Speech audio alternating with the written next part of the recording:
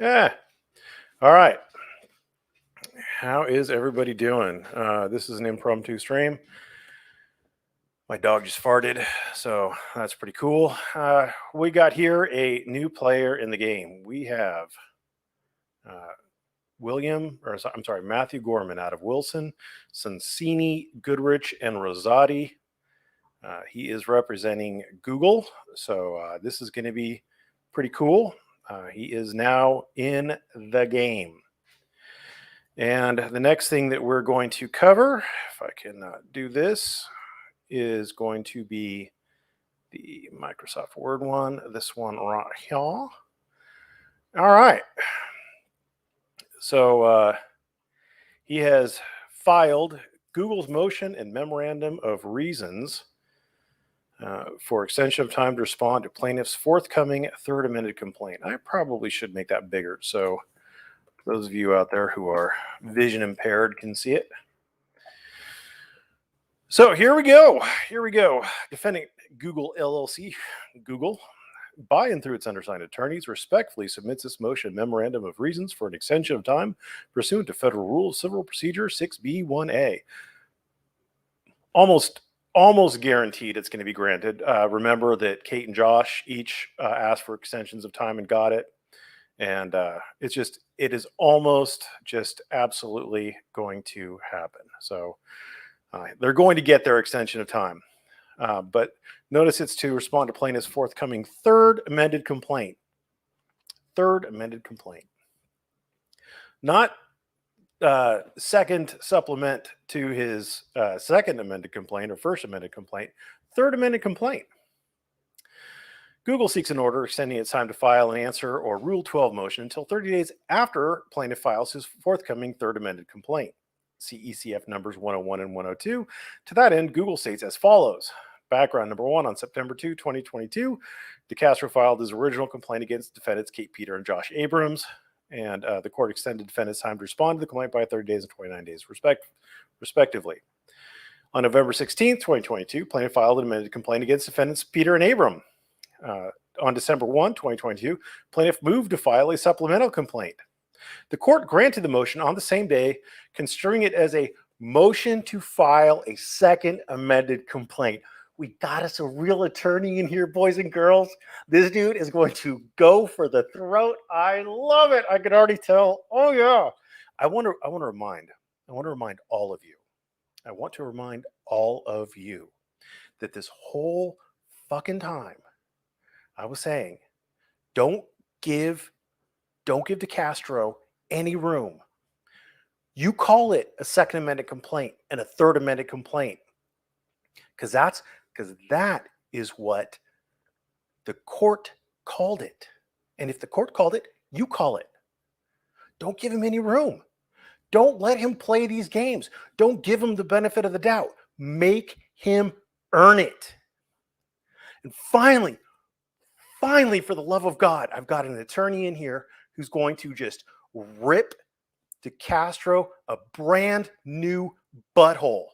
He's going to rip off Decastro's neck and just blow loads down Decastro's neck hole. Oh, I'm excited. I'm tingly.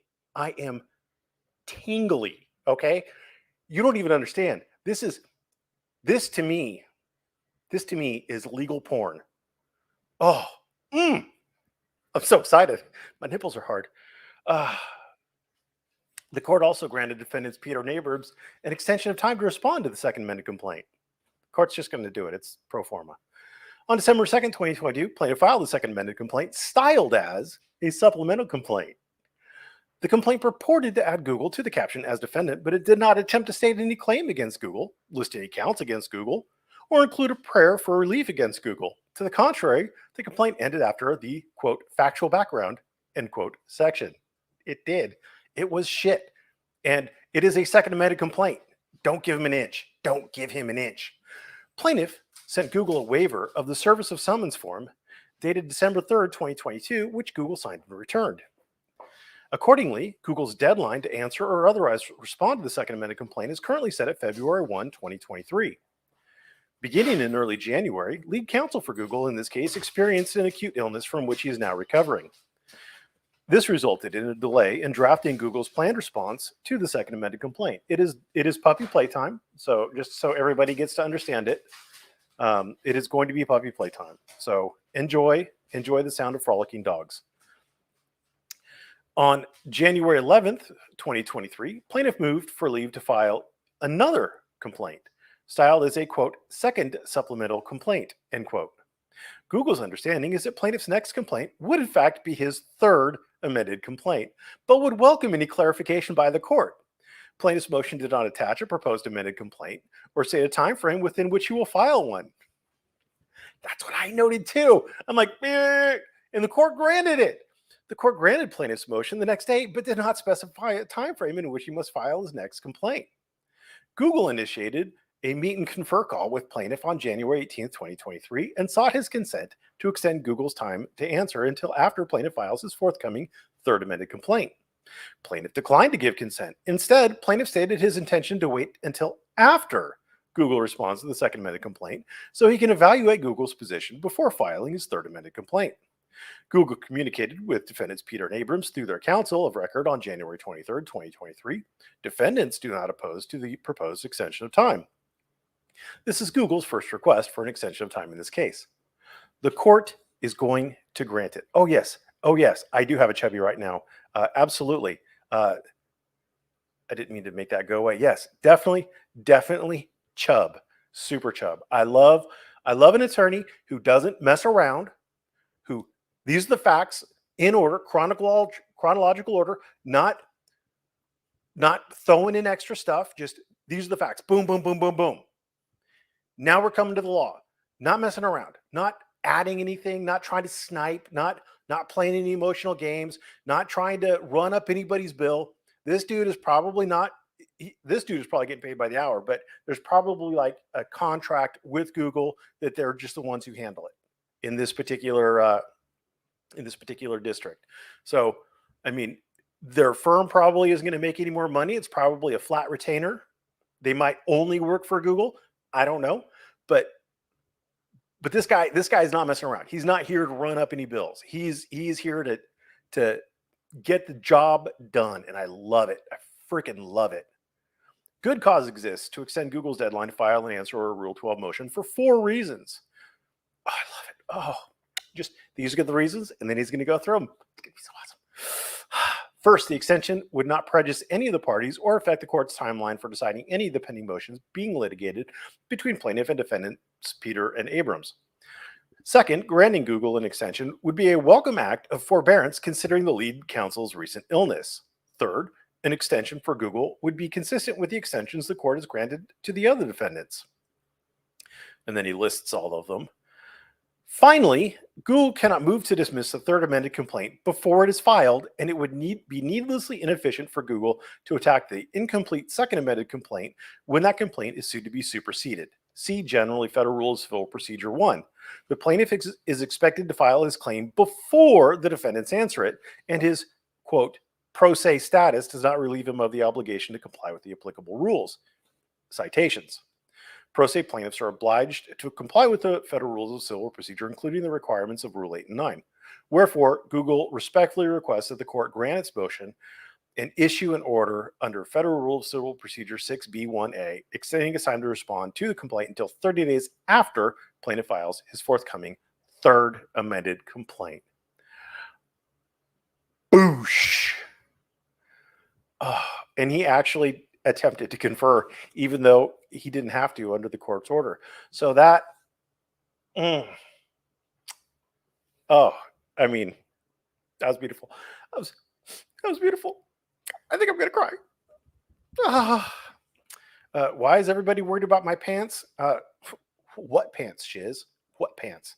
That's what you got to go there. All right. So unless I see any questions pop up, I'm just gonna keep moving on. The other fun thing we got, this is in Decastro versus Wagner. This is another well-written. I've been generally happy with Lawrence County's pleadings, so motions and responses and things like that. So this is Lawrence County defendants' reply in support of the motion to dismiss. It is unclear whether plaintiff's response and opposition, hereinafter response, is directed towards the Ironton City defendants and or the Lawrence County defendants. Plaintiff's response, oops, let me do this for those of us who are old with bad eyes. Plaintiff's response notes that although defendants filed a motion to dismiss, an answer, and a motion for judgment on the pleadings in response to plaintiff's first amended complaint, this filing is responsive to all three of the aforementioned documents, end quote. And we got what pants, and Chili's going to cry. Chili, what do you think this means for the future of Chili versus everyone plus YouTube? What do I think?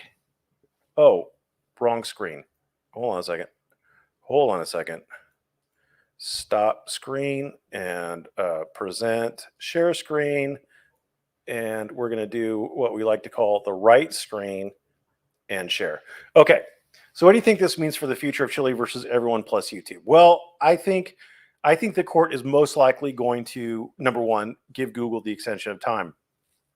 Number two, because of the way Google's approaching this, I think that the court is going to have to clarify whether or not these are in fact supplemental complaints or whether they are amended complaints. And that's going to make it clearer for everyone, which is going to be amazing because if they were supplemental complaints, they are defective, or excuse me, if they were amended complaints, they're effective. If they're supplemental complaints, they're still defective, but they're less defective than if they were actually amended complaints. And another thing of value is the more amended complaints that you get on the record, the less and less likely the court is going to be to grant a new amended complaint. Supplemental complaints are different than amended complaints for one really big reason. Supplemental complaints, you can only file a supplemental complaint once a new thing comes into effect. Supplemental complaints are intended for the thing that Chili last did, where Kate did new defamatory things after the filing of the complaint. Now there's a new thing that she did. And of course, she couldn't have pled it in the original complaint because she hadn't done it yet. But now that she's done it, it makes sense to get it all into the same lawsuit. So that's what a supplemental complaint is designed for. It's designed to catch all the things that have happened after the complaint was filed and served. But an amended complaint is not. And what Chili was, I guess, trying to do is he was trying to get Google and other people who have allegedly violated his copyrights from, I guess, the date of filing his complaint to, or from the date of filing his first amended complaint to the time when he filed his first supplemental complaint. So supplemental complaints, they don't have the same kind of stigma as amended complaints do. Supplemental complaints, obviously you can't file them until the bad thing happens. So the court is going to be like, well, I can't really fault you for not having thought this far ahead because the thing hasn't happened yet. But with an amended complaint, you're talking about things that happened before you filed the complaint. You're talking about things that you should have put into your complaint already. Facts you should have alleged already, causes of action you should have alleged already. And so the court is going to be less and less likely to grant amended complaints. So, yeah, that's the big difference. The big difference, what does it mean, or excuse me, what does it mean for the future of Chili versus everybody plus YouTube? It means that somebody in here is going to be a nutcracker. Somebody in here is going to push this thing through until it gets done, instead of just faffing around and running up everybody's legal bills. This guy's a go-getter. He's going to get it done. That's what I think the difference is. You finally got an attorney who's just going to get it done. He's just going to push forward and get it done. So basically, he's wearing out his own tactic. Maybe. I mean, if the court construes his supplement to his first amended complaint and second supplement to his first amended complaint, then no. But if the court doesn't construe it that way, then yes. So that's what we're looking at. All right. So moving on. So however, the Ironton City defense filed a motion for judgment on the pleadings, and the Lawrence County defense filed the motion to dismiss. So those are two different things. Judgment for motion on the pleadings it says that assuming everything that you've pled is correct, we still win. The motion to dismiss is saying you didn't say anything, your pleadings are deficient. Additionally, the certificate of service establishes that the response was only mailed to counsel for the Ironton City defendants. That's an oopsie doodle. Thus, because it is unclear whether the response in opposition is directed towards the Lawrence County defendants, the undersigned counsel believes it is appropriate to respond to plaintiff's response. See, there's a reason, and you're seeing it there to respond to plaintiff's response. You're seeing why most jurisdictions that I am aware of, there's the motion, the opposition to the motion, and a reply. That way you don't have a response to a response. That gets stupid. So it clarifies it if you have a motion, the opposition, and the reply. And then a SIR reply. You know where you are on the chain instead of a response to a response. That's dumb. Plaintiff's response fails to address defendant's argument set forth in the Lawrence County defendant's motion to dismiss. The Lawrence County defendant's motion to dismiss argued that the amended complaint failed to name John Chapman, Jane Doe, and Lawrence County's defendants and failed to set forth any causes of action against the aforesaid defendants. Moreover, the causes of action that were set forth against Lawrence County, John Chapman, and Jane Doe in the original complaint were omitted in the amended complaint. Additionally, Lawrence County defendant's motion to dismiss claimed that if this court determines that John Chapman is a defendant, the claims against him nonetheless fail to state a claim upon which relief can be granted. So that's a little 12b6 inside the motion for judgment on the pleadings. No, it's 12b6 inside of 12b6. That's what it was. I think it was the Ironton. Ironton they're the ones who had the motion for judgment on the pleadings. That's right. Defendants asserted that plaintiff's constitutional rights were not violated as a result of being required to provide his social security number. They were not. They were not. As a result of plaintiff ignoring the arguments set forth in defendant's motion to dismiss, he concedes them. And then citation, where plaintiff failed to respond to 6 arguments the defendant made in his motion to dismiss, and as a result, the plaintiff is deemed to have conceded all 6 of those arguments. And then another citation, when a plaintiff filed in opposition to a dispositive motion and addresses only certain arguments raised by the defendant, the court may treat those arguments that the plaintiff failed to address as conceded. And then another citation, failing to respond to arguments properly raised in a motion to dismiss constitutes abandonment of that position. And then another citation, where a party addresses some, but not all of the arguments raised in a motion to dismiss, courts in this district treat such arguments as conceded. And then another citation, dismissing various counts of a complaint as conceded, noting, well, close enough, noting that the court's role is not to act as an advocate for the plaintiff and construct legal arguments on his behalf in order to counter those in the motion to dismiss. When a party fails to respond to an argument in a motion to dismiss, the court assumes that the party conceded the point and abandoned the complaint, and abandoned the claim with a citation. Thus, plaintiff abandons undefended claims. Abso-freaking-lutely. Plaintiff's response. Plaintiff's opposition, I'm just going to call it what it actually is. Plaintiff's opposition addressed the argument set forth in the Ironton City defendant's motion to dismiss. However, plaintiff's opposition failed to address the argument set forth in Lawrence County defendant's motion to dismiss. As a result, defendants respectfully request this court grant the Lawrence County defendant's motion to dismiss. And bada boom, bada bing. So good stuff, good times. Just seeing if we have any questions. And I don't see any. So Chili's boring. It's a sad, predictable cycle of instability. That is correct. And yet you're here. So there you go. Anyway, that's all I got for today. Thank you for watching and have a great day.